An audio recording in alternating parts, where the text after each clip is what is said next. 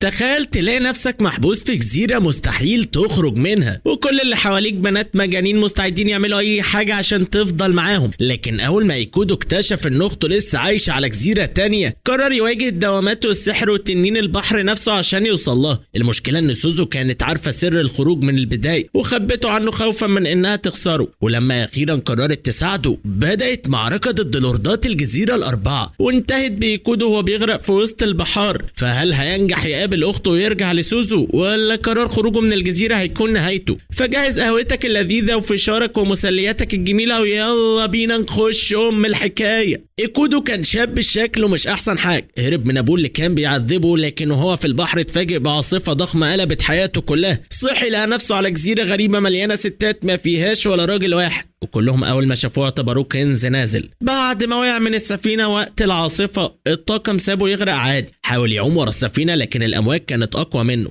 ولما بدأ يغرق ندم انه هرب من بيته اصلا. تاني يوم بنت اسمها سوزو لقيته على الشاطئ وسحبته، وحاولت تفوقه بطريقة خلته يتمنى انه كان فضل ميت. بعد كده خدته لزعيمة القرية، ولما الناس عرفت انه راجل نص الستات جريوا عليه عشان يشوفوه لانهم ما شافوش راجل بقالهم سنين. الزعيمة طردتهم وقالت لسوزو تاخده يعيش عندها لحد ما يعرفوا هيعملوا فيه ايه. سوزو طلبت منه ياخد حمام ودخلت تغسل له ظهره بمنتهى العفوية، وهو اتصدم، وبعدها طلبت منه يغسل لها ظهرها هو كمان، فوشه قلب كل الالوان. بعدها مباشرة بنت مجنونة اسمها ايانا طلعت من المية وهجمته، فايكودو اغمى عليه من كتر اللي بيحصل له. لما خرج يتمشى في القرية كل الستات جري وراه عايزين يخطفوه، وسوزو انقذته، والزعيمة فهمته ان السبب بسيط، هو الراجل الوحيد في الجزيرة حاول يهرب بمركب لكن دوامة البحر رجعته تاني. والزعيمة قالت له ان محدش يقدر يخرج من الجزيرة بسبب الدوامات. كلمة مستحيل كانت اكتر كلمة بيكرهها لان ابوه كان دايما بيقول له انه فاشل، فقرر يثبت العكس. فضل يحاول يهرب مرة ورا التاني، ولما افتكر انه اخيرا لقى طريق، حوت اوركا ظهر وقلب المركب، وايكودو افتكر انه بيهاجمه، لكن سوزو انقذته وقالت له ان الحوت كان بيحاول يحميه لان الطريق ده كان هيوديه لاكبر دوامة في البحر. اعتذر للحوت واعترف ان الخروج فعلا مستحيل. بعدها سوزو حكت له ان كل رجالة الجزيرة اختفوا من 12 سنة بسبب تسونامي ضغط، والكارثة دي بتحصل كل 100 سنة، يعني فاضل 880 سنة عشان يقدر يخرج. بالليل ايانا حاولت تخطفه، وسوزو دخلت تنقذه وتحول البيت لساحة معركة. وفي الاخر الزعيمة اعلنت عن مسابقة استغماية، والجايزة فيها هي ايكودو نفسه. بدأ السباق وكل البنات بيجروا وراه، وسوزو فضلت تحميه من غير ما هو يحس. قابل بنت اسمها تشيكاجا قالت له هتخبيه، لكنه ما كانش يعرف انها عايزة تمسكه عشان تعمل عليه تجارب علمية، لكن الفخ اتقلب عليها بسبب سوزو. فضل يجري لحد ما وقع من شلال وطائر ضخم شاله، لكنه وقع في غابة مليانة نباتات آكلة للحوم وباندا متوحش، وسوزو لحقته وانقذته. ولما الباندا هجم عليها ايكودو زقها بعيد واخد الضربة مكانها. بعدها ايانا استخدمت غاز منوم ونومت كل البنات وخطفت ايكودو، لكنها كمان اتضحك عليها وقعت في البحر. وفي النهاية الزعيمة اعلنت ان سوزو هي الفايز لانها كانت اول واحدة لمسته اثناء المسابقة، لكن سوزو قالت انها مش عايزة تتجوزه وخلته هو اللي يختار بنفسه لو حب يتجوز. بعد كده ايكودو قرر يساعد سوزو في شغل البيت، لكنه كان فاشل في كل حاجة، وحتى شيل الجردل معرفش يعمله. وقتها ظهرت رين اقوى بنت في الجزيرة وشالت برميل مية ضخم بسهولة، فايكودو حاول يثبت انه اقوى منها لكنه وقع على وشه بعد كام خطوه. بعدها قابل اختها الصغيره ميكوتو، وهي نينجا هددته انها هتقطعه لو فكر يقرب من رين، لكن رين قدمتها بركله في دماغها. بعدها راح يساعد في حصاد البطاطا، واتفاجئ ان البطاطا في الجزيره حجمها عملاق، وكل حاجه هناك غريبه بشكل يخليه يشك ان اللي كتب القصه كان بيهزر. بعد كده راحوا يجمعوا فطر، لكن البنات كانت بتبلعه كل شويه، ولما سالهم ازاي يفرق بين الفطر الحقيقي والمزيف اتلخبط واتدلع تاني. وفي الاخر رجع من غير ما يجيب ولا فطر واحد، وحس انه افشل انسان في الدنيا. بعد يوم طويل رين حاولت تقرب منه بطريقتها، لكن كل اللي حصل انه اتكسف واتحرك زياده. وبعدها في البحر ايكودو شكر سوزو على كل اللي بتعمله عشانه، وقال انه حاسس انه عبء عليها، لكنها ردت عليه انها لاول مره من سنين ترجع بيتها وتحس ان في حد مستنيها، وان وجوده خلاها تحس بطعم العيله من جديد. بعد ايام سوزو وقعت من فوق الجبل وكسرت تمثال قديم كان بيحبس روح شريره، وايكودو افتكر انها خرافات وركب التمثال تاني، لكن بالليل الروح ظهرت فعلا وخوفت سوزو. تاني يوم اهل الجزيره اكدوا ان الاسطوره الحقيقيه، لكن ايكودو فضل مقتنع انها مجرد اوهام. ايانا زودت خوف سوزو بالكلام لحد ما سوزو فقدت اعصابها ورمتها في الهواء. بالليل ايانا راحت تخوف سوزو، لكنها هي نفسها اتخضت لما شافت الروح. سوزو اعترفت لايكودو ان امها كانت بتهديها كل ما تخاف، وبعد وفاتها بقت تحس بوحده كبيره، فايكودو وعدها انه هيفضل جنبها ومش هيسيبها تحس بالوحده تاني. بعدها الروح ظهرت قدامهم، وايانا حاولت تطردها وفشلت، لكن ايكودو بكل بساطه ضرب الروح لحد ما بطلت بطلت تخوف الناس، وبعدها ودعها كأنها صاحبته. فكل البنات اتصدموا لانهم لاول مره يشوفوا حد يتعامل مع روح بالشكل ده. بعدها وهو بيصطاد مع سوزو، يوكينو وقعت من فوق الجبل فوق وكل الحيوانات جريت تساعدها، ولما فاقت قالت انها كانت بتجمع عنب. وبعدها اكتشف ايكودو ان كل اهل الجزيره بيعرفوا يتكلموا مع الحيوانات، والحيوانات نفسها بتعرف تكتب. فبدا يحس ان قوانين المنطق مستحيل تشتغل في المكان ده. بعد شويه اكتشفوا ان دب يوكينو كوما اختفى، فتقسموا يدوروا عليه. اثناء البحث قابلوا دببه كتير، وكل مره ايكودو ياخد قلم منهم بسبب فضوله. ولما يوكينو بدا يتعيط على الدب شجعها ايكودو وشالها وقال لها انهم مش هيرجعوا غير لما يلاقوه. وفضلوا يكملوا البحث وسط الغابه وهم لسه مش عارفين الدب راح فين. ايكودو رسم صوره للدب كوما وفضل يوريها للدببه التانيه لحد ما اخيرا فهم هو بيدور على مين، ودلوه على الطريق. لكن الطريق كان فيه كوبري قديم ومتهالك، وايكودو اول ما شافه رفض يعدي عليه، بينما يوكينو جري بكل الثقه وقالت له يستناه. فجاه الكوبري بدا ينهار، فايكودو جري ينقذها، لكن اول ما مسكها وقعوا هما الاثنين مع بقيه الكوبري. لحسن حظهم اتشدوا لفوق بسرعه وقعوا فوق شجره، ولما بصوا لقوا اللي انقذهم هو كوما نفسه. يوكينو حضنت الدب بفرحه، وسوزو والباقي وصلوا في نفس اللحظه. والغريب ان ايكودو بقى فاهم الحيوانات وهي بتتكلم، والدببه فرحت بيه واعتبروه صاحبهم الجديد وادوا له لقب بينهم. لكن ايكودو حس ان الامور بتجري بسرعه وهرب منهم، لان الحيوانات فضلت ماشيه وراه. بعدها بيوم ايكودو وسوزو كانوا بره حصل زلزال، وسوزو اتخضت وجريت على البيت وهي ساحبه ايكودو وراه. ولما وصلوا كان الزلزال وقف، لكن اكتشفوا ان الحمام ما فيهوش نقطه ميه، لان الجزيره كلها معتمده على مصدر ميه واحد. ايكودو اشتغل مع البنات وعملوا حمام مؤقت ورا البيت لحد ما يسخنوا الميه.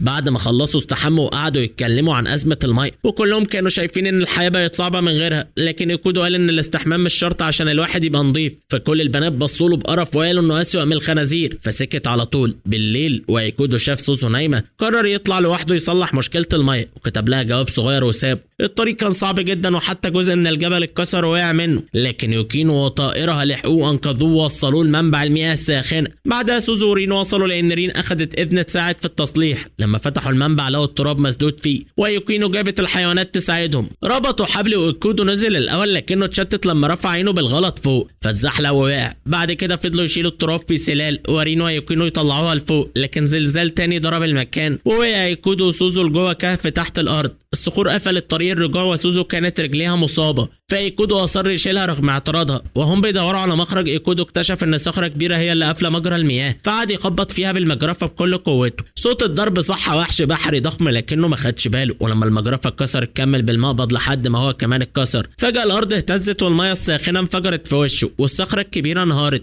فايكودو جري يمسك سوزو، لكن الميه غرقت المكان بسرعه واضطرت تسيب ايده. فنزل يغطس يدور عليها، ولما لقاها شافوا الوحش البحري، لكنه تجاهلهم تماما. فوق رين ويوكينو كانوا بيحاولوا ينقذوهم، وفجاه فتحه جديده اتفتحت والميه جريت منها، وخرج ايكودو وسوزو سالمين. وسوزو انفجرت في العياط لانها كانت فاكره انه هيموت، وهو اعتذر لها. بعد ايام سوزو اخذت ايكودو يقابل سيد الغابه الجنوبيه، وايكودو كان متوتر لانه افتكر سيد الغابه الشرقيه اللي حاول يضربه، لكنه اتفاجئ ان سيد الغابه الجنوبيه مجرد قط صغير بذيلين. القط قال انه محتاج مساعدتهم في لعبه بقاء ضد الكلاب عشان يحافظ على لقبه. اللعبه كانت ان كل فريق يحاول يرسم شاربين على قائد الفريق الثاني. اول ما اللعبه بدات قابلوا قشر موز، وبعدها كلب حاول يهاجمهم، لكن قدروا يضحكوا عليه ويكملوا. بعد شويه لاحظوا ان تونكاتسو اختفى، لكن رجع بسرعه. سوزو قررت يقعدوا ياكلوا وسط اللعبه، وايكودو استغرب جدا. وبعدها الكلاب هجمت عليهم وهي بتجري حواليهم بسرعه عشان تلخبطهم، لكن ايكودو وسوزو خدعوهم، وكل كلب يقابلوه يعملوا على وشه. ولما وصلوا المكان قائد الكلاب، ظهرت ايانا واختها ومنعوهم لان عليهم دين للكلاب. وفي نفس الوقت مجموعه كلاب وصلت لقائد القطط ورسمت على وشه، وافتكر انهم كسبوا، لكن اتضح ان اللي رسموا عليه كان تونكاتسو متنكر. اما القائد الحقيقي ففاجئهم ورسم على وش قائد الكلاب وكسب الجوله، وقال لي يكودوا ان اول خطوه لخداع عدوك كانك تخدع حليفك. وبعد انتهاء اللعبه اتضح ان القطط والكلاب اصحاب جدا، وكل اللي حصل كان مجرد منافسه رياضيه. بعدها بكام يوم كلهم راحوا للغابه الشماليه عشان يوري يكودوا شجره الساكورا الوحيده في الجزيره. اضطروا يتقسموا مجموعات عشان ما يلفتوش انتباه سيد الغاب. حظ يكودو خلاه يقع مع بنت مجنونه طلعت بيه فوق جبل واجبرته يعمل قفز ببنجي، وخرج منها مرعوب. بعدين قابلوا سيد الغاب، لكنه كان راجل طيب ودلهم على اقصر طريق. واجهوا كوبري مكسور، لكن ريم بنت واحد جديد بايديها وعدوا عليه. يكودو كان شاف ان الشجره دي مستحيل تستحق كل التعب ده، لكن اول ما شافها سكت تماما، وقعدوا كلهم يتغدوا تحتها وسط جو جميل وفوضوي. بعدها راح هو وسوزو بيت تشيكاج، وهناك استقبلهم فيه الوردي اسمه بانيكو. وسوزو كانت شايفاه اجمل ست في الجزيره، لكن ايكودو حاول يقتنع وفشل، وبانيكو افتكرت ان معجب بيها فضربته لزقته في الحيط. بعدها تشيكاغا ظهرت وهي لابسه مرياله المطبخ بس، وايكودو نزف من مناخيره كالعاد، وبعدها فضلت تغير لبسه قدام وسوزو شاركتها.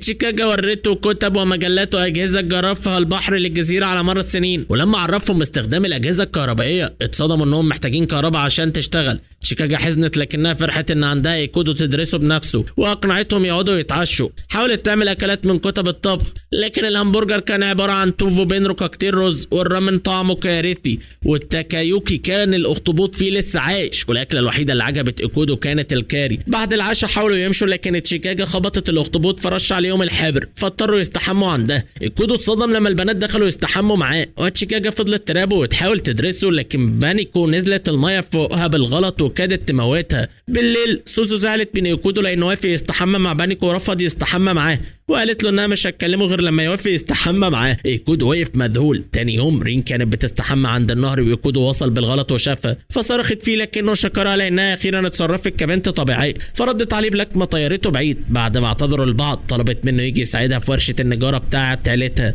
ولما رجع البيت سوزو سالت عن الورم اللي في دماغه، لكنه غير الموضوع بسرعه. اليوم اللي بعده راح مع سوزو للورشه، ورين عرفتهم على اهلها وبدات يتعلموا الشغل. ميكوتو استغلت الفرصه وقالت لسوزو ان رين ضربت ايكودو لانه شافها وهي بتستحمى، فسوزو سكتت خالص. اثناء الشغل ايكودو اتشتت كعادته، ورين خبطت صباعها بالشاكوش فجري يساعدها، وميكوتو كانت هتموت من الغيره. حاولت تضربه بالشاكوش وبعدها رمت عليه نجوم نينجا، ولما ما عرفتش تبعده عن اختها رمت عليه جراكن ميه وادعت انها صدفه، لكنه كشفها فتحدته في منافسه، وانتهى بيهم الحال انهم بنوا البيت كله في وقت قياس. وقت العشاء رين كانت زعلانه لانها ما عرفتش تبهر ايكودو، لكن اول ما مدح الاكل اللي عملته فرحت جدا. وسوزو بدات تحس بالغيره، خصوصا لما اهل رين قالوا ان ايكودو هيبقى احسن زوج لبنتهم. فجاء ميكوتو دخلت ببطيخه حاطه فيها العاب ناريه، وتحولت القعده لفوضى كامله. بعدها بكام يوم نزل مطر غزير، فايكودو وسوزو فضلوا قاعدين في البيت ولعبوا شوجي، وايكودو لاحظ ان دي اول مره يقعدوا يرتاحوا بدل الشغل. سوزو قالت ان اول عاصفه من ساعه ما جه هي اللي جابته للجزيره، وان اخر عاصفه دمرت حاجات كتير. وقتها ايكودو بدا يشك ان العواصف هي السبب في دخول الناس للجزيره،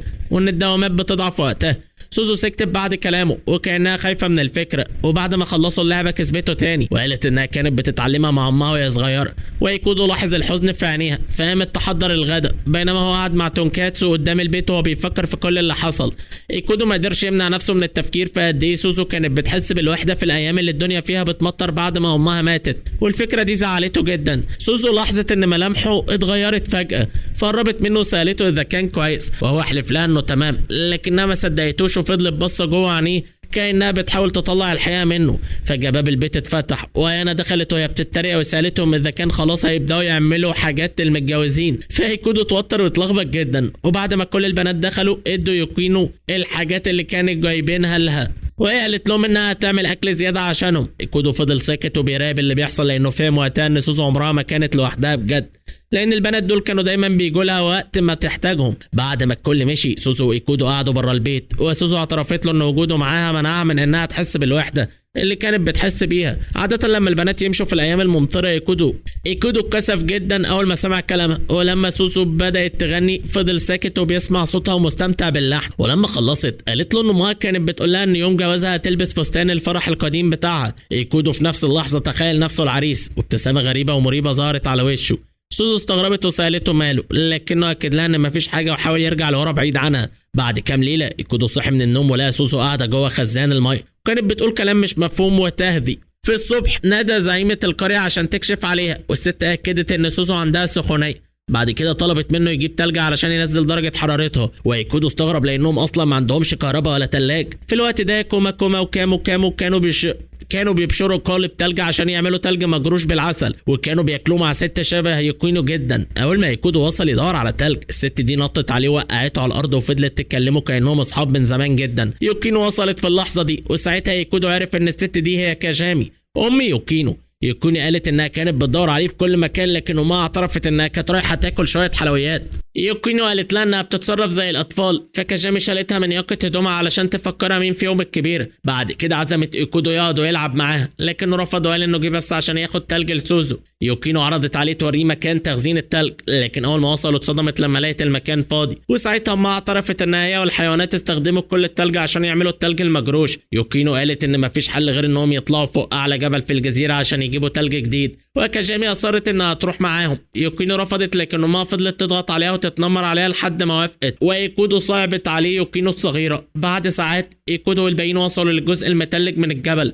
وكاجامي اصرت انهم يعملوا حرب كرات تلج. يوكينو قالت ان ده مش وقت لعب، لكنها غيرت رايها بعدها على طول وبدات تضرب ايكودو بكرات تلج، وفي الاخر افتكروا السبب الحقيقي اللي طلعوا عشانه وبداوا يجمعوا التلج. لكن عاصفه قويه بدات، وكلهم ما عدا ايكودو قرروا يستنوا لحد ما العاصفه تهدى. ايكودو رفض يستنى وكمل طريقه لوحده، لكنه وقع من جنب الجبل، ولحسن الحظ كمة تلج كبيره خففت وقعت فوق عند قمه الجبل. يوكينو قلقت عليه جدا وخرجت تجري من بيت التلج قبل ما حد يقدر يوقفها. كاجامي والحيوانات جري وراه، لكنهم فجأة حسوا بالبرد وعطسوا كلهم بصوت عالي، والعطس ده تسبب في انهيار جليدي ضخم. ايكودو كان لسه واصل للعربة لما الانهيار الجليدي اخده هو والباقيين، واتجمعوا كلهم جوه كرة تلج عملاقة اتدحرجت ورمتهم من فوق الجبل، ونزلوا قدام ماتشي بالظبط. ماتشي اخدت شوية من التلج لنفسها بمنتهى البرود، ولما ايكودو شاف ان التلج بدأ يسيح خطف منه حتة وجري بيها ناحية البيت. كاجامي كانت عارفة انه مش هيلحق يوصل قبل ما التلج يسيح، فطلبت من الطائر يوصله، وفي خلال كام دقيقة كان رجع البيت. زعيمة القرية زعقت له لأنه اتأخر، فايكودو شرح لها إنه طلع الجبل كله عشان يجيب تلج، لكن للأسف كل اللي فضل من التلج كان حتة صغيرة جدا. فجأة سوزو خرجت من البيت وهي خفت تماما،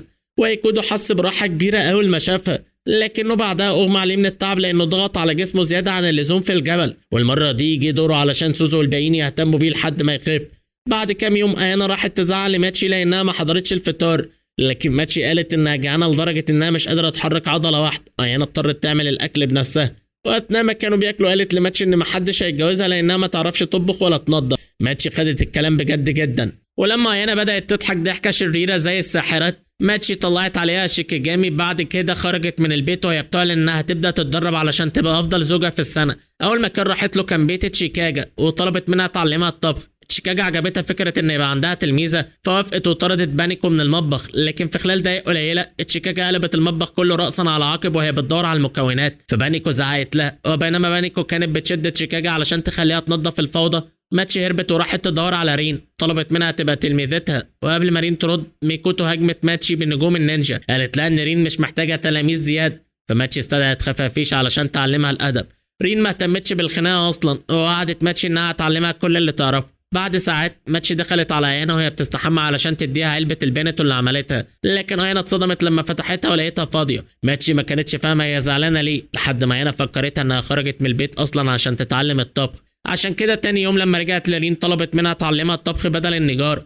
في الوقت نفسه ايانا كانت في المرعى مع ايكودو وسوزو، وحكت لهم ماتشي بتعمل ايه. ايكودو قال ان حاجه جميله انها عايزه تطور نفسها، لكنه وضح ان ناس كتير في المكان اللي جه منه ما كانوش بيعرفوا يطبخوا. ولما قال انهم كانوا بياكلوا اكل جاهز كتير، ايانا قالت انها نفسها تعيش الحياه دي. لكن سوزو كانت مع الاكل البيت، وما كانت دايما بتقول لها ان الطبخ للناس اللي بتحبهم نعمه، وسوزو كانت بتحس بالسعاده وهي بتطبخ. ايانا حست ان سوزو بتقول الكلام ده بس عشان تكسب نقط عند ايكودو، فعزمته يتعشى عندها.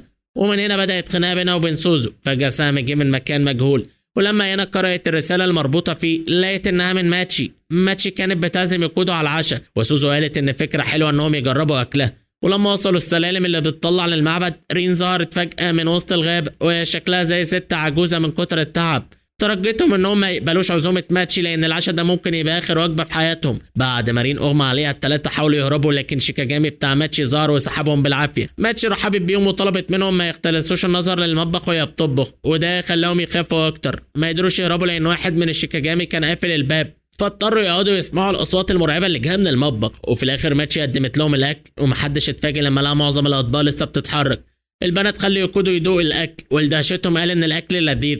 ماتشي فرحت جدا بحكمه، ولما الباقيين دقوا وافقوا ان الطعم فعلا حلو. بعدها قالت لهم ان في اكل اكتر وان محدش هيمشي غير لما يخلصوا كل الكميه. في يوم تاني سوزو صحي بدري عشان تعمل توفو بارد احتفالا بعيد ميلاد تونكاتسو، وده فكر ايكودو بحد لكنه خبى الصوره من سوزو. بعدين هما بيحاولوا يعرفوا ازاي يخلوا التوفو ما ينهارش. ايانا وصلت وهي جايبه معاها مامي ديفاكو، لكن هي وسوزو اتخانقوا في الاخر ايانا وقع جوه التوفو، وبدل ما تزعل بدات تاكله بمنتهى البجاحه. وقتها سوزو لاحظت ان ايكودو اختفى، فخرجت تدور عليه ولقيت كشكوله التاني. المرة دي مسكته، ولما فتحت وشافت الصورة ايانا ظهر من وراها وقالت ان البنت اللي في الصورة اكيد حبيبة ايكودو. بعدها قالت لسوزو لازم يلاقوه وجريت قدامها. ايكودو ما كانش صعب يلاقوه لكنه كان باين عليه الحزن جدا. ايانا قالت لهم يسيبوه لوحده عشان يحزن على حبيبته اللي فقدها. بعد كده لما راحوا يعزموا زعيمة القرية على حفلة، الست لاحظت ان سوزو زعلانة، وايانا قالت لها انهم عرفوا ان ايكودو حبيبة. بعد ما ايانا مشيت، الزعيمة قالت لسوزو ان ممكن ايكودو يكون مشتاق لاهله واصحابه مش لحبيبة زي ما ايانا فاكرة. رينو ويوكينو كانوا معديين وسمعوا الكلام، وكل واحدة فيهم فكرت انها ممكن تكون الشخص اللي يخفف عن ايكودو.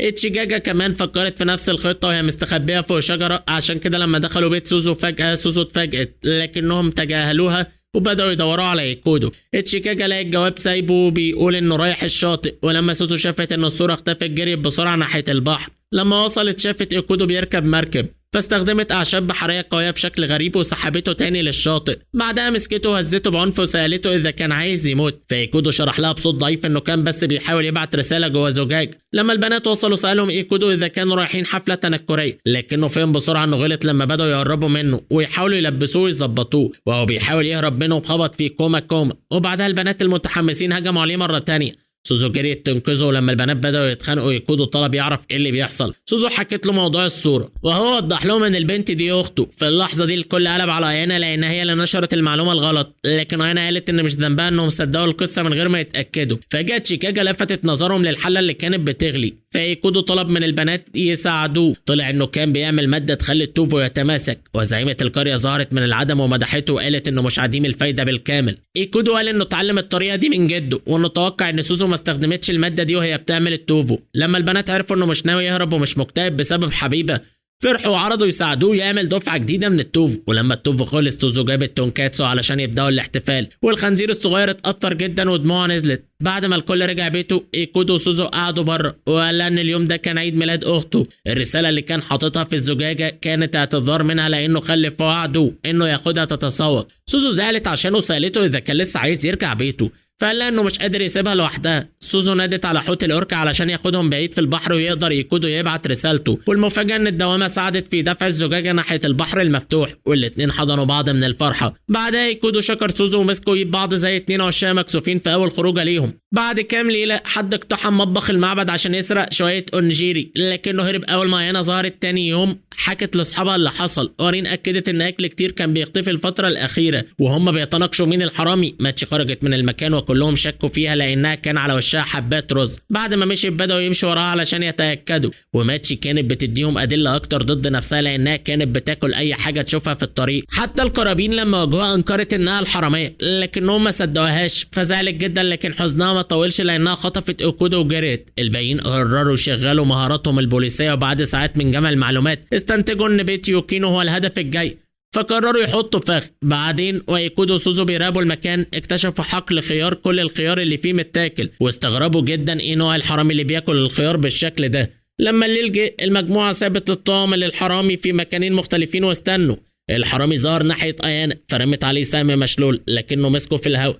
فرين استخدمت حبل علشان تمسكه. اثناء المقاومه القناع وقع من على وش الشخص لكنه هرب ناحيه المكان اللي ايكودو كان واقف فيه. ايكودو حاول يمسكه لكنه افلت منه مع شروق الشمس. ايكودو وسوزو رجعوا البيت منهكين، ولما دخلوا لقوا المكان متبهدل ومتفتش بالكامل. سمعوا كمان صوت جاي من الحمام فافتكروا ان الحرامي لسه هناك، لكن لما ايكودو دخل لقى بنت شعرها اخضر وفورا اغمى عليه من نزيف في المناخير. البنت كان اغمى عليها، ولما سوزو دخلت وشافت المنظر ما كانتش فاهمه اي حاجه. بعد ما الوضع هدي البنت المرعوبه عرفت نفسها وقالت انها اسمها مي، فقالت انها هي وصاحبتها وصلوا الجزيره بعد ما مركبهم اتقلب، وبسبب خجلها الشديد ما قدرتش تقرب من اهل القريه فاضطرت تسرق الاكل. سوزو قالت لها ان السرقه غلط، وما اعتذرت بصدق، لكنهم سالوها ليه خلت حقل الخيار بالشكل ده مي حلفت انها ما عملتش كده، لكن لما فكرت ان صاحبتها تونو ممكن تكون السبب بدأت تقلق وتتخض. سوزو قالت ان الغرباء ناس غريبين فعلا، وايكودو اعترضت لانها كده بتشتمه هي كمان. بعدها خدوا مي معاهم علشان يدوروا على تونو، لكن لما شافوا ماتشي ويوكينو طلبوا من مي تستخبى. ماتشي وريتهم القناع اللي الحرامي سابه وقالت انهم بيدوروا على المجرم، فجارين جريت ناحيتهم وقالت ان حقل الخيار بتاعه شيكاغا اتضرب هو كمان. وهم بيفحصوا المكان كلب يوكينو شم ريحه مي. ايكودو لحق يحدد مكانها بسرعه وجري للناحيه الثانيه من البيت، حذرها انها تكون حذره، لكن مي قالت انها قلقانه على تونو وبدات تعيط.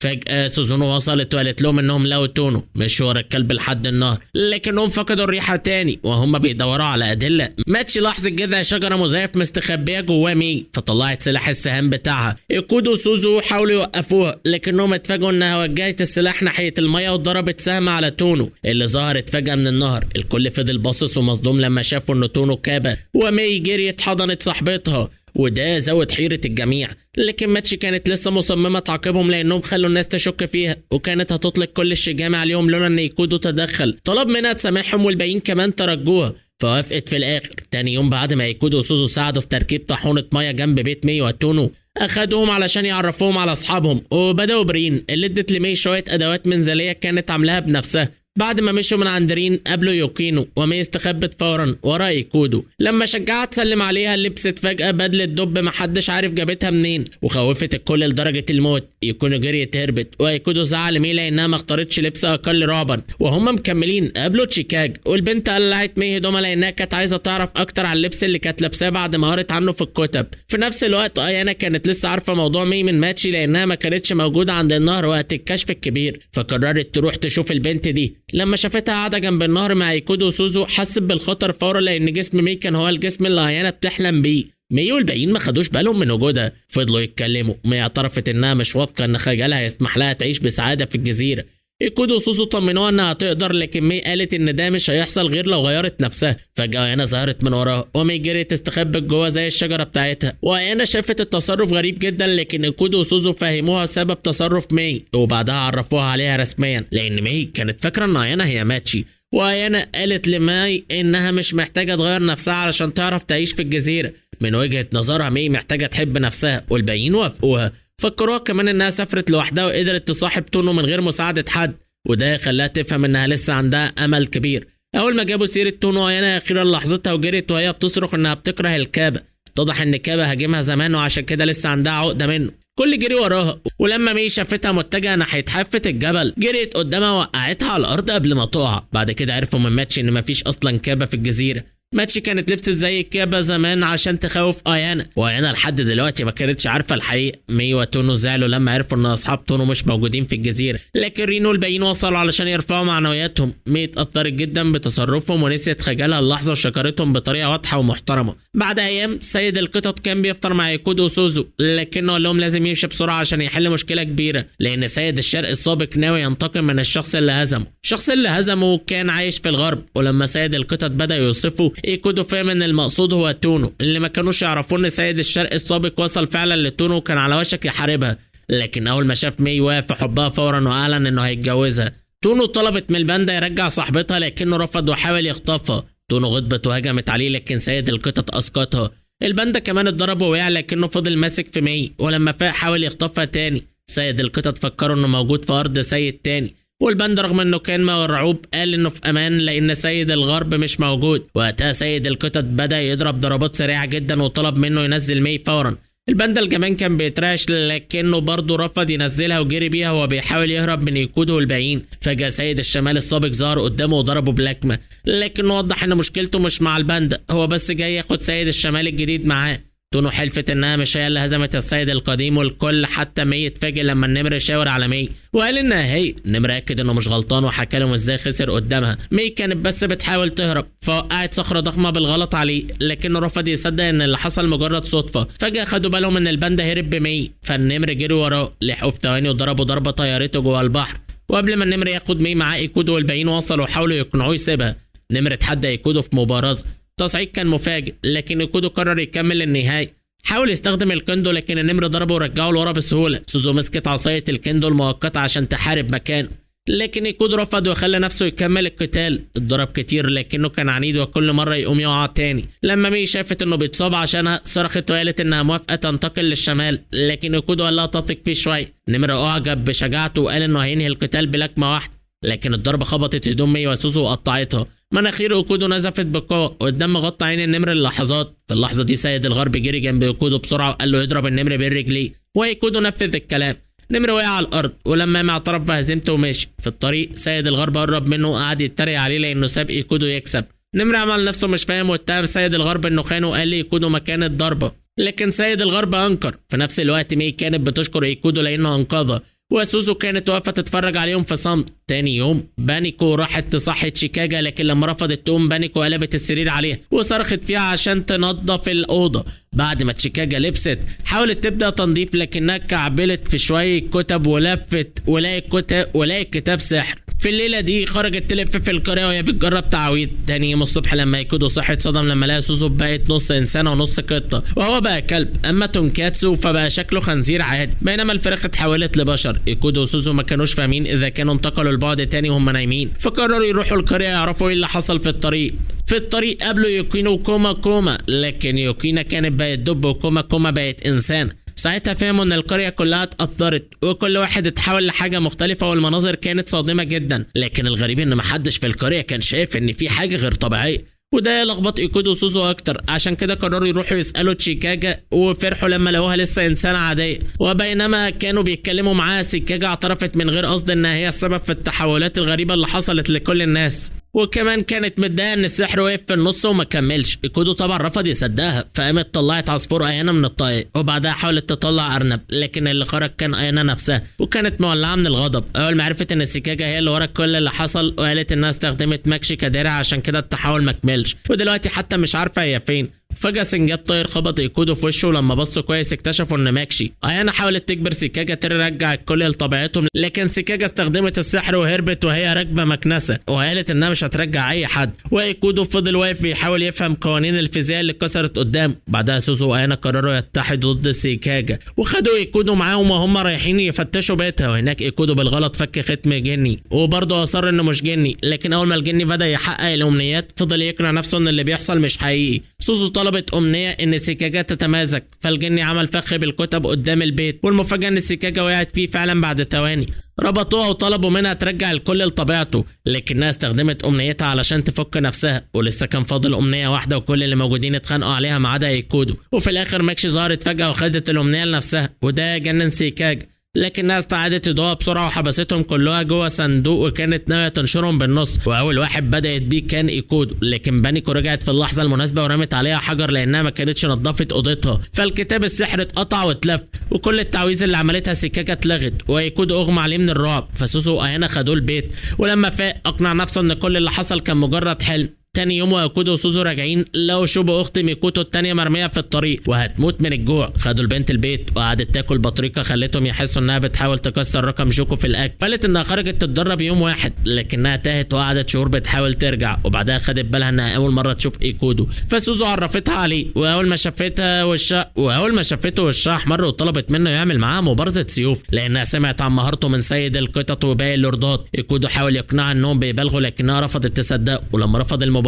اقسمت انها مش هتسيبه في حاله غير لما يبارزها، وفضلت لازقه فيه حتى وهو نايم. وفي اليوم اللي بعده خرجوا يصطادوا سمك، وايكودو حاول يقنعها تسيبه لكن كلامه ما جابش نتيجه، وسوزو بدات تحس بالغيره من غير ما تتكلم. بالليل وايكودو في الحمام شوبو دخلت عليه فجاه وكان هيموت من النزيف من كتر الاحراج، وسوزو اول ما شافت المنظر اتعصبت وسالت شوبو لو هتمشي لو ايكودو وافق يبارزها، فقالت ايوه، فسوزو اجبرته يوافق. وفي يوم المبارزه تشيكاغا لعبت مقلب في شوبو وخلتها تلبس هدوم كانها رايحه ديت مش معركه، لكن المبارزه بدات عادي. كودو لاحظ انها سريعه جدا لكن ضرباتها عشوائيه، والديك كاراج قال ان مفيش حد هيكسب غير لو عمل حركه غير متوقعه. وقتها شوبو استخدمت مهارات النينجا وعملت نسخ من نفسها، وكودو بصعوبه لحق يميز النسخه الحقيقيه، ولما هجمته قدر يتفاداه.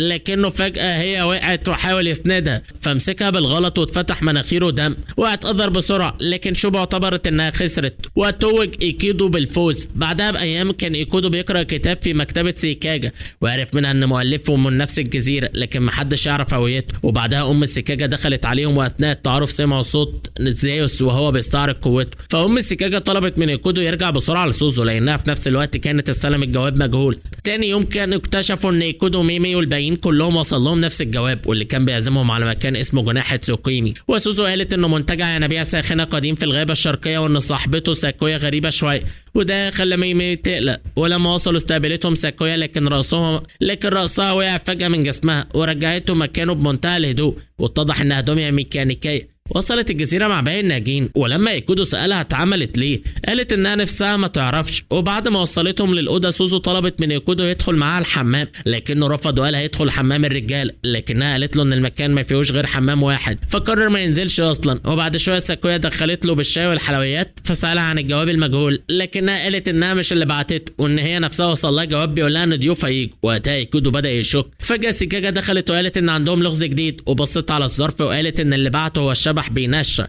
ايكودو ضحك وقال ان بينشا مجرد شخصيه في الكتاب اللي كان بيقراه، لكن سيكاجا قالت ان الكتاب اصلا بيوثق جرائم بينشا من 18 سنه وان الكاتب وقف يكتب بعد اختفائه فجأة. الكلام ده قلق ايكودو لكن ساكويا طمنته وقالت انها هتحمي كل الضيوف. بعدها سالت على البنات وسيكاجا افتكرت انها اصلا جايه تقول لهم ان البنات اغمى عليهم جوه الحمام. وبعد العشاء كانوا كلهم حاسين بدوخه وسخونيه فساكويا راحت تجيب لهم تلج مبشور وسيكاجا خرجت تتمشى شويه لكن ايكودو فضل قلقان من حكايه بينشا. ولما سوزو سالته قال لها كل اللي عرف لكنه الباقيين افتكروا انه بيهزر. وفجاه سمعوا صرخه سيكاجا وجريوا عليها فقالت انها شافت حد واقف وسط الضلمه في الغابه. ساكويا طلعت اسلحتها لكن اللي ظهر كان شوبو اللي اتاهت وهي جايه بسبب الجواب. رجعوا كلهم للمنتجع وايكودو بدا يشك ان سيكاجا هي اللي بعتت الجوابات لكن ما كانش عنده دليل فقرر يروح الحمام يفكر وهنا راحت وراه من غير ما يحس. ولما لمسته وش مرعب بص فيها فصرخت. الكل افتكرها بتهزر لكن ايكودو وساكويا جريوا وايكودو دخل الاول. ولما ساكويا دخلت لقيت ايانا كلها دم لكن اتضح انه دم ايكودو بعد ما مناخيره نزفت. ولما ايانا فقت ضربته لانها افتكرته هو اللي خوفها بالقناع. ساكويا قالت لها ان ده مستحيل لان ايكودو كان معاه لكن ايانا اصرت انها دخلت وراه بنفسها وفجأة جسمها كله بدا يهرش. ووقتها ظهر بينشا واعترف ان هو اللي عمل كده وقال ان معاه الترياق ولو ايكودو قدر يمسكه هيديهوله فبداوا يجروا وراه. وساكويا حتى ضربته بالصواريخ لكنه هرب. وفي المنتجع البنات بداوا يتخانقوا مين هينام مع ايكودو وسيكاجا قالت عندها خطه وهي انها تبعت له جواب وتطلب منه يروح اوضه البنت اللي عايز يقضي الليل معاه. البنات قالوا انه ممكن يتجاهل الجواب لكنها كانت واثقه انه مش هيعمل كده ووقفت عند الشباك بابتسامه كلها خبث بينما بينشا كان بيتفرج عليهم من فوق الشجره ويضحك. وبعدها كل بنت دخلت اوضتها تستنى لكن شوبو هجمت من كرسي المساج وصرخت. ولما ايكودو وساكويا وصلوا لقوا سيكاجا معاها وقالت انها جت بسبب الصرخه وايكودو حذرهم ان بينشا هو اللي ورا كل اللي حصل. وبعدها سمعوا صرخه مي مي ولما دخلوا لقوها مغمى عليها وشها كله ماده بيض. ولما فاقت حاولت تغري ايكودو وهنا ظهر بينشا وقال ان الكريم اللي حطوه لها منشط وان الترياق معاه. وبعدها هرب تاني. ايكودو ساب مي مي مع سيكاجا وساكويا وجري وراه لكنه هرب. وبعدها سمع صرخة رين ولما دخل اوضتها لقى ميكوتو بتضايقها فقفل الباب بسرعه حفاظا على سلامته. قرر يفتش كل الاوض لكن الحيوانات اللي جواها طردته. وبعدها سيكاجا قالت له ان ساكويا اغمت مي مي وفجاه قالت انها شافت ظل في الدور الثاني. ولما ايكودو طلع لقى سوزو لكن اللي كان معاها مش هو الحقيقي. والمزور حاول يقنع سوزو انه ايكودو لكن اول ما الحقيقي وصل كشفه. وقتها بينشا ظهر بنفسه وهرب فوق السطح وايكودو جري وراه لكن بينشا فكروا انه بيخاف من المرتفعات وايكودو فعلا جسمه بدا ينهار من الخوف لكنه حاول يهجم وبينشا رمى الترياق في الهواء فايكودو اضطر يجري يلقطه. وساكويا حاولت تمسك بينشا لكن ايديها وقعت لانها دميه وايكودو وقع من فوق لكنه ما انصابش. وبينشا ضحك عليه وهرب بطائره ورقيه وايكودو فضل يجري وراها من غير ما يعرف ان بينشا الحقيقي لسه فوق السطح. وبعد ما مشي سيكاجا طلعت وقعدت تكلمه واتضح ان بينشا اصلا هي ام سيكاجا وكمان هي مؤلفه سلسله بينشا وكانت عايزه تكتب قصه جديده. وسيكاجا قالت لها ان ايكودو هو افضل بطل للروايه فعشان كده قررت تختبره بنفسها.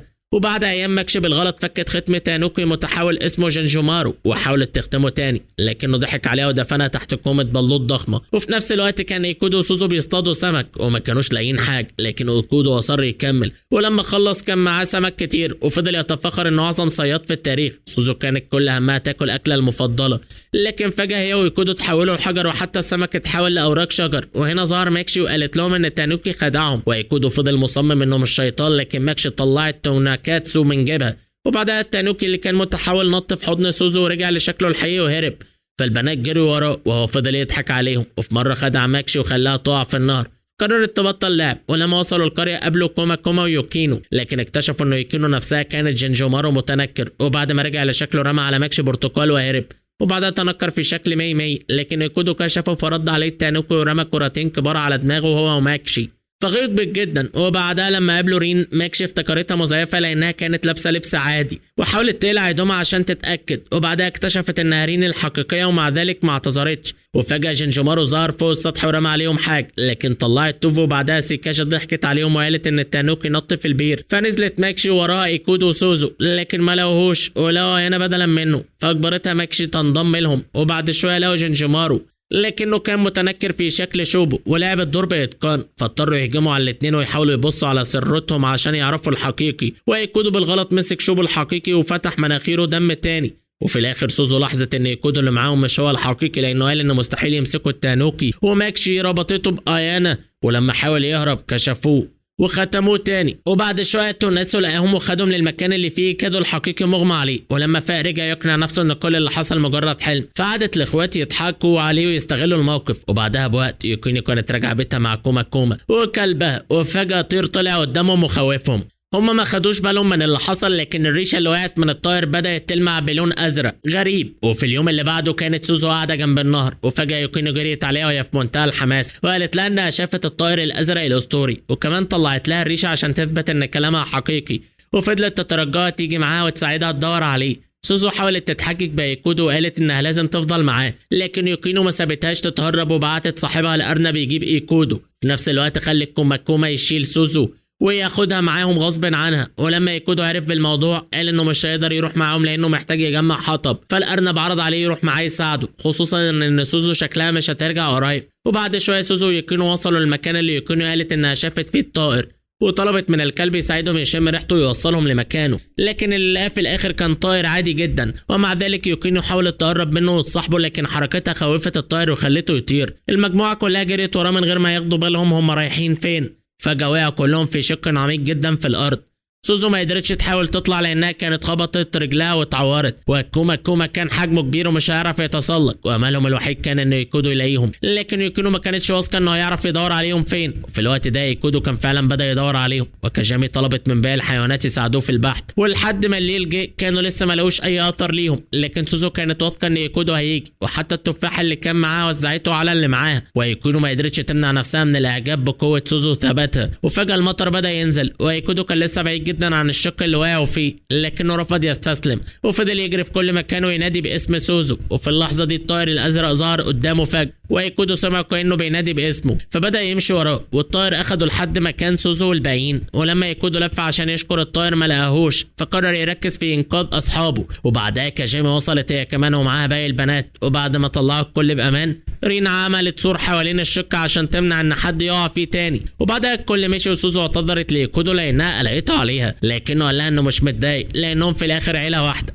الكلام ده خلى سوزو تعيط، وايكودو ما كانش عارف يواسيها ازاي، فعرض عليها يشيلها لحد البيت. وسوزو ركبت على ظهره في هدوء. وبعد الحادثه دي بكام يوم ايكودو بقى مدرس الرياضيات في المدرسه، لكنه لسه ما قالش لسوزو. والمشكله ان سوزو اصلا كانت بتكره المذاكره، وهو ما كانش عارف هيقنعها تروح المدرسه ازاي. وفي يوم بالليل بعد انتهاء الحصص سيكاشا جمعت ايكودو وباقي اصحابهم جوه الفصل عشان تناقش معاهم خطتها اللي هتخلي سوزو تيجي المدرسه. وبعد ما وزعت الادوار على الجميع قالت لايكودو ان مهمته هي انه يستدرج يمسك سوزو ويجيبها. ايكودو ما كانش مقتنع تماما لانه كان حاسس ان غلط يجبر سوزو تعمل حاجه هي مش بتحبها، لكن سيكاجا اصرت وقالت له ان التدخل ده هو اللي سوزو محتاجاه فعلا. وفي اليوم اللي بعده بداوا ينفذوا الخط، لكن رغم ان سوزو عاده مش بتاخد بالها بسرعه الا انها حست ان في حاجه غلط من تصرفات الكل، وايكودو كمان بدا يتصرف بشكل غريب، لكن سوزو ما حاولتش تعرف السبب. ولما وصلوا للطريق اللي كانوا دايما بيمشوا منه عشان يروحوا بيت رين لقوا يافطه مكتوب عليها ان الطريق تحت الانشاء، فاضطروا ياخدوا الطريق الاطول. وفي الوقت ده شكوك سوزو بدات تزيد، لكنها فضلت ساكته وكملت مشي. وبعدها وصلوا للكوبري ولو مقفولها كمان، فكملوا مشي لحد ما وصلوا لطريق يوكينو، والحيوانات كانوا حافرين في حفر كتير، فاضطروا يغيروا الطريق مره تانية. وبعد ما مشوا شويه وقعوا في واحد من فخاخ سيكاجا، ولما خرجوا لقوا نفسهم جوه المدرسه. واول ما سوزو فهمت ان الكل بيخطط علشان يجيبوها المدرسه اتعصبت وجريت. ايكودو جري وراها فورا لكنها كانت سريعه جدا وقدرت تفلت من رين والباقيين كمان. المطارده طولت اكتر بكتير من اللي ايكودو كان متوقعه، لكن في الاخر قدر يمسكها وبدا يدغدغها في رجليها كعقاب لانها خلته يعمل كل المجهود ده ويجري وراها. وبعدها قال لها انهم لازم يرجعوا المدرسه، لكن سوزو بدات تضربه وتقول له انه شخص وحش لانه بيحاول يجبرها تذاكر، وكمان كانت فاكره ان الباقيين بيتريقوا عليه، لكن ايكودو فاهمها انهم بيعملوا كل ده علشان مصلحتها. ولما رجعوا المدرسه بعد كده البنات اعتذروا لها لانهم خدعوها، وسوزو وعدتهم انها تحاول تبذل مجهود اكبر في المذاكره، وده يفرحهم جدا. وفي يوم تاني كانت سوزو قاعده على الشاطئ وفجاه لقيت زجاجه جواها رساله جرفها البحر لحد عندها، فاخدتها وجريت على البيت. ولما ايكودو قرأ الرساله اتفاجئ جدا لانه اكتشف انها رد من اخته، وكانت بتشكره انه حاول يوصل لها، وكشفت له ان هي كمان خرجت في البحر عشان تدور عليه لكنها تاهت زيه. ايكودو وسوزو جريوا فورا على الشاطئ، وايكودو حاول يعدي الدوامات باستخدام حبل لكنه فشل، وبعدها حاول يطير فوق الدوامات بطائره ورقيه، لكنه اول ما ارتفع في الهواء بدا يصرخ من الرعب بسبب خوف من المرتفعات. والباقيين سمعوا صوته فسابوا كل اللي كانوا بيعملوه وجريوا على الشاطئ. ولما وصلوا كان ايكودو واقع على الارض ومغمى عليه، فسوسو شرحت لهم الموقف كله. ولما فاق بعد شويه لقى نفسه مربوط في مقلاع ضخم، ورين كانت بتاكد له ان المقلاع ده هيساعده يعدي الدوامات، لكن بعد ما ضربوه بالمقلاع وطار في الهواء اصر رجعوا تاني ناحيه الجزيره. وهنا طاير يوكينو بلغهم ان المجال الجوي حوالين الجزيره مليان دوامات هوائيه. وقتها ماكشي اقترحت انهم يجربوا حل خارق للطبيعه، لكن لما راحوا للمعبد قالت ان ثمن الطقس السحري هو ان ايكودو يتجوزها. كل هجم عليها بالكلام ورفضوا طلبها، وكانت هتوقف الطقس فعلا، لولا ان ماكشي قالت انها ما تقدرش تفصل روح ايكودو عن جسمه بعد ما الطقس بدا يشتغل. وهنا حاولت توقف الطقس لكن في الاخر هي اللي تعاقبت. وكحل اخير راحوا عند سيكاجا عشان يكلموا الجني، وايكودو قال لهم انه اصلا مش مؤمن بالكلام السحري ده، لكن البنات قالوا له انه لازم يجرب كل حاجه يقدر عليها علشان ينقذ اخته. وبعد جدال طويل ومالوش لازمه ايكودو طلب من الجني انه يوديه عند اخته، لكن ولا حاجه حصلت. ولما سالوا بغضب ليه ما حققش الامنيه، الجني كشف انه كان حقق لهم حاجه هم اصلا ما اعتبروهاش امنيه. ايكودو دخل في حاله حزن شديد، والبنات حاولوا يخففوا عنه، لكن وقتها سوزو اتكلمت وقالت انه لو ايكودو ساب الجزيره عمره ما هيرجع. وبعدها جري بعيد لانها حست انها انانيه. ايكودو جري وراها لكنه قابل زعيمه الجزيره واللي عرضت عليه انها تكون مستشارته بشكل مؤقت. وبعدها الست الكبيره راحت تلاقي سوزو عند الشاطئ، وسوزو حكت لها عن كل مخاوفها. وقتها الزعيمه كشفت لها ان في طريقه للخروج من الجزيره، لكن القرار كان في ايد سوزو، وهل هي عايزه ايكودو يعرف ولا لا. سوزو فضلت وقت طويل عند البحر، ولما رجعت البيت ايكودو اعتذر لها لانه ما خدش مشاعرها في الاعتبار. سوزو قالت له انها متفاهمه موقفه، وبعدها صدمته لما كشفت له ان في طريقه للخروج من الجزيره. راحوا هما الاثنين عند الزعيمه، والزعيمه حكت لهم اسطوره زعيم تنين البحر اللي عايش في معبد موجود على جزيره صغيره جنب جزيرتهم، والمعبد ليه مفتاح، لكن المفتاح موجود فوق الجبل المتجمد والوصول له مش هيكون سهل. وبعد ما مشوا من عند الست الكبيره ايكودو وسوزو بداوا رحلتهم ناحيه الجبل علشان يجيبوا المفتاح، لكنهم ما خدوش بالهم ان الباقيين كانوا ماشيين وراهم، ولا ان البنات كانوا عاملين فخ عشان يمنعوهم يطلعوا الجبل. والحاجه الوحيده الكويسه ان رين كانت حاطه علامات جوه المتاهه علشان تساعدهم يعرفوا الطريق، وده ضايق سيكاجا جدا. سيكاجا سابتهم وراحت ناحيه المخرج، وهناك كانت مجهزه فخ تاني لو سوزو وايكودو قدروا يوصلوا. ولما شغلت الفخ صخره ضخمه جدا بدات تتدحرج جوه المتاهه وتدمر كل حاجه في طريقها بما فيهم البنات نفسهم اللي دخلوا المتاهه. وايكودو وسوزو فضلوا يجروا علشان ينقذوا حياتهم. فجاه ظهر لورد الشمال وضرب الصخره بقبضته ورجعها من المكان اللي جت منه، لكن اول ما عرف انهم رايحين يجيبوا مفتاح معبد زعيم تنين البحر قال لهم انه مش هيقدر يسمح لهم يكملوا. حاولوا يقنعوه لكنه رفض وحاول يهجم عليهم، فسالوه ايه المشكله. نمر كشف لهم ان وظيفه لوردات الجزيره الاربعه هي حمايه حارس الجزيره واللي هو زعيم تنين البحر. وقتها ايكودو فهم انهم لازم يهزموا اللوردات الاربعه عشان يقدروا ياخدوا المفتاح. ولما النمر هجم عليهم ماي ماي ظهرت فجأة وقعته على الأرض، لكنه حتى بعد كده فضل يحاول يأذي إيكودو. فلما شافوا كده مي مي وتانو قرروا يحاربوه بدل إيكودو، وبمعجزة كلها حوادث عشوائية قدروا يكسبوه. إيكودو وسوزو كملوا طريقهم وبعدها قابلوا لورد الشرق، لكن شينوبو ظهرت واصرت تحاربه هي لأنها شايفة إن المعركة شكلها ممتع، وده سمح لإيكودو وسوزو إنهم يكملوا. وبعدها قابلوا سيد القطط، فسوزو قررت تحاربه بنفسها. سيد القطط واجهها شويه، لكن فجاه سوزو اكتشفت انها كانت بتحارب قطه متنكره في شكل سيدها، وفي نفس اللحظه قطط اكتر متنكرين في شكل سيدها ظهروا حواليها، فبدات تحاول تعرف مين فيهم الحقيقي. وفي الاخر ايكودو هو اللي قدر يكتشفه لانه كان عنده ديلين. وقتها سيد القطط اعترف بهزيمته وسمح لهم يكملوا طريقهم ناحيه الجبل. هما الاثنين كانوا قلقانين لانهم مش عارفين مين هو لورد الغرب، لكنهم كملوا وصلوا اخيرا للمعبد الصغير فوق الجبل. واول ما حاولوا ياخدوا المفتاح لورد الغرب ظهر ومسكوا قبلهم. والمفاجاه ان لورد الغرب كان كراجل داك، واللي دعا ايكودو يحاول يهزمه. كودو طلب من سوزو تقف بعيد وهجم على كراش بسيف الكندو، لكن مهاراته ما كانتش في مستوى الديك خالص، ومع ذلك فضل يقاوم. ولما كراش حاول يوجه له الضربه الاخيره، سوزو دخلت بينهم واخدت الضربه بدل ايكودو، والحمد لله انها ما اتاذتش، لكنها ترجت ايكودو يتراجع لانها مش عايزاه يتصاب. ايكودو طمنها انه هيكون بخير ورفع سيفه من جديد عشان يتحدى كراش مره ثانيه. والمره دي لما الديك هجم عليه ايكودو كان مستعد وقدر ياخد المفتاح منه. وبعد شويه ايكودو وسوزو وصلوا لمعبد زعيم تنين البحر، ومن غير ما ياخدوا بالهم ان ايانا كانت ماشيه وراهم. ايانا كانت مصممه تمنعهم، فنزلت تحت الماء علشان تكلم تنين البحر بنفسها، لكنها كانت هتموت. فمسكت بسرعه في حاجه افتكرتها فرع شجره، لكنها كانت في الحقيقه شنب زعيم البحر. ولما الشنب اتقطع ايانا اتخضت وطلعت بسرعه لسطح الماء،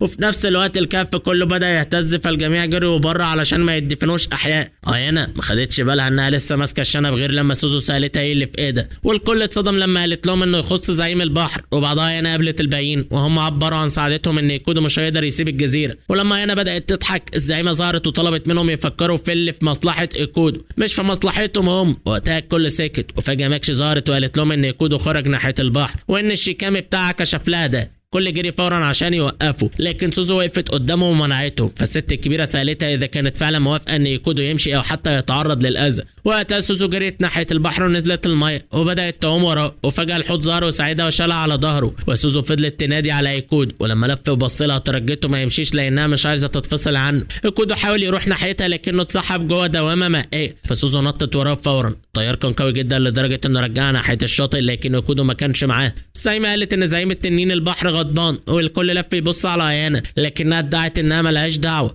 سوزو تجاهلتهم كلهم وركبت فوق ظهر الحوت قبل ما اي حد يقدر يمنعها. الحوت وصلها لمكان امن تقدر تنزل منه تحت الميه، وسوزو نزلت وعامت لمسافة عميقة جدا لدرجة ان الامواج كانت هتسحبها بعيد، لكن لحسن الحظ كانت وصلت جوه الكهف واصحابها قدروا يسحبوها ويطلعوها. وبعدها قالوا لها انهم هيساعدوها، وانا باعتبارها السبب في كل المصيبه نزلت تحت الماء عشان ترجع شنب تنين البحر. ولما رجعته مكانه تنين البحر اتحرك وسبح بعيد، والبنات سحبوا ايانا من الميه. وبعدها بداوا يتمنوا يطلبوا من زعيم البحر يحمي ايكودو. وفي الخارج الزعيمه واللوردات شافوا نور قوي طالع من البحر وعرفوا ان زعيم البحر بدا يتحرك. وفي نفس الوقت ماكشي كانت بتلعب في دميه فودو جديده، وده اكبر ايكودو يصحى ويعوم لسطح الميه. ولما طلع اتفاجئ انه شاف اخته ميساكي على مركب ومعاها مجموعه رجاله، لكن اكتر حاجه صدمته ان تجربه ميساكي كانت شبه تجربته جدا، لانها هي كمان كانت عايشه على جزيره ما فيهاش غير رجال. ومع ذلك ايكودو فرح انها بخير، لكنه قال لها انه مش هيقدر يروح معاه. ميساكي سالته اذا كان في حد مستنيه، فقال لها ان فعلا في حد مستنيه. فالرجاله رموا له قارب نجاه وبداوا يرجعوا هم كمان ناحيه جزيرتهم، وايكودو حتى ما قالش لميساكي وداعا. واول ما ركب القارب بدا يجدف بكل قوته علشان يرجع لجزيرته. وفي صباح اليوم اللي بعده تونكاتسو لقاه مغمى عليه في الشاطئ، وده فاجئ سوزو جدا. ولما ايكودو فتح عينه سوزو حضنته وقالت له انها سعيده جدا لانه رجع لها. وده كل اللي عندنا النهارده.